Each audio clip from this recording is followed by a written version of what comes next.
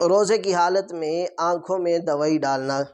روزے کی حالت میں آنکھوں میں تکلیف کا احساس ہونے لگے اور ڈاکٹر بھی دوائی ڈالنے کا مشورہ دے تو کیا آنکھوں میں دوائی ڈالنے سے روزہ متاثر ہوگا یا نہیں ہوگا؟ تو یہ بات ذہن میں رکھیں کہ ارباب طب کے کہنے سے، یعنی ڈاکٹر حضرات کے کہنے کے مطابق، اگرچہ آنکھ سے حلق تک